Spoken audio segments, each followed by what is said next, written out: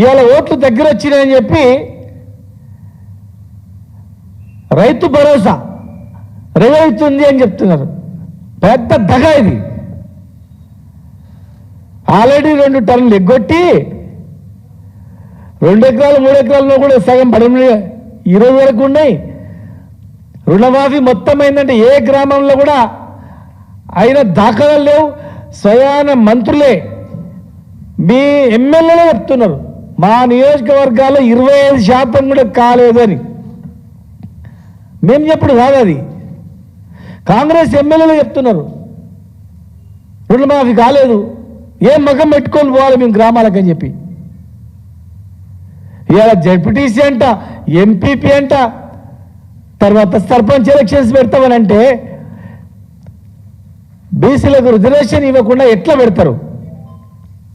మీరు 42% ఇస్తామంటే టికెట్లు ఇచ్చినంత మాత్రం టికెట్లు గెలిచేదే వాళ్ళు 40 పైనే ఉంటారు, 50 పైనే ఉంటారు. లెక్కలు చూసుకొని నువ్వు దగ్గర నిలబెడతావు, ఇంకో దగ్గర ఉన్న నిలబెడతాడు, లేదా ఇండిపెండెంట్ వేస్తాడు. ఎవరు దానికి చట్టబద్ధత ఉందా? దానికి అర్థం ఉందా? హడావుడి చేసి రైతు బంద్ చేసి కన్ఫ్యూజన్ చేసి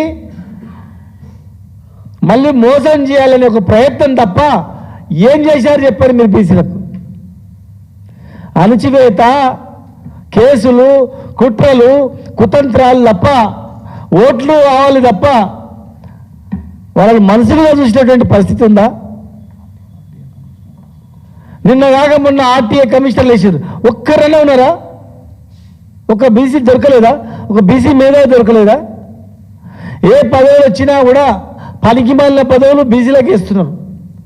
ఇట్లేదో బొక్కవాడేసినా వాడేస్తున్నారు, వాళ్ళతో వీళ్ళతో అర్పిస్తున్నారు.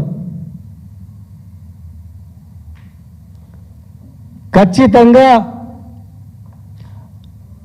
60% రిజర్వేషన్ ఇవ్వాలన్నాం. మీరు అన్న మాట ప్రకారమైన మీరు ప్రయత్నం చేసి విఫలమైతే వేరు. ఒక డెలిగేషన్ మేము ప్రధానమంత్రి దగ్గర తీసుకుపోలేదు, కనీసం ప్రధానమంత్రికి రిప్రజెంటేషన్ ఇవ్వలేదు, అడగలేదు. ఒకవైపు భారతీయ జనతా పార్టీ కూడా మేము బీసీలను అది చేస్తాం ఇది చేస్తామని చెప్తున్నారు. అసలు గిజ్జేయండి, ఇచ్చేయండి. మీరు పంపించడమంటే పంపించింది అడగలేదు, చేస్తాయనని నిలదీయలేదు. ఏ ఒక్క పార్లమెంట్ సభ్యుడు కూడా పార్లమెంట్లో మాట్లాడలేదు. ప్రధానమంత్రి ఒక డెలిగేషన్ కలవలేదు. ఇంకెన్ని రోజులు ఈ మోసాలు? చాలా ఉన్నాయి. విద్యలో కానీ, చేతి వృత్తులకు కానీ, సంక్షేమంలో కానీ, నిధులలో కానీ ఏది లేదు.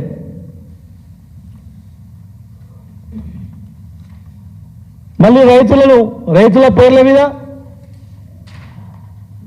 రైతు భరోసా పేరు మీద రైతు భరోసా వేసి ఎలక్షన్లో పోయి ఎలక్షన్ల తర్వాత మళ్ళీ ఏం ఎలక్షన్ ఉన్నాయి కనుక మళ్ళా ఎలక్షన్ వరకు 0. ఈసారి పొరపాటున ఇట్లా ఓట్లు వేస్తే కాంగ్రెస్కు అయిపోయిగా ముందే కేసీఆర్ గారు కూడా చెప్పిండు, ఈసారి మీరు అధికారం కోల్పోతే చాలా బాధపడతారు, కష్టాలు వస్తాయి, రైతులకు కష్టాలు వస్తాయి, కరెంటు కష్టాలు వస్తాయి, చాలా ఇబ్బందులు వస్తాయని చెప్పిండు. చెప్పిన మాట ప్రకారం జరుగుతున్నాయి. మళ్ళీ ఇప్పుడు 2వసారి ఓట్లకు వస్తున్నారు, మోసం చేస్తారు, తర్వాత కథ మళ్ళా భూస్థాపితం అయిపోతారు. ఖచ్చితంగా అన్న మాటను నిలబెట్టుకోవాల్సిన ప్రభుత్వం వాళ్ళపైన ఉంది. ఈ దౌర్జన్యాలు చేసి భయభ్రాంతికి గురి చేస్తామంటే కాదు. నిజామాబాద్ జిల్లాలో ఇప్పటికి కూడా ఈ రోజు వరకు కూడా మేము కూడా వేయించినాం. గుళ్ళల్లో రానియకుండా బహిష్కరించారు, వృత్తి కులాలని గ్రామాలను బహిష్కరించారు. స్వాతంత్రం వచ్చి ఇన్ని సంవత్సరాలు ఈ భారతదేశంలో ఎక్కడైనా కానీ గుడులను బహిష్కరించడము, గ్రామాలను బహిష్కరించడము, కులవృత్తులను బహిష్కరించడం ఎక్కడైనా ఉందా? ఈ 2 సంవత్సరాల్లో నిజామాబాద్ జిల్లాలో జరుగుతున్నాయి వాస్తవమా కాదా? లేదంటే ఒక జ్యుడిషియల్ కమిటీ పంపించండి, మేము కావాలంటే మేము వస్తాం, చూపిస్తాం. ఇది ఎక్కడి రాచకం ఇది?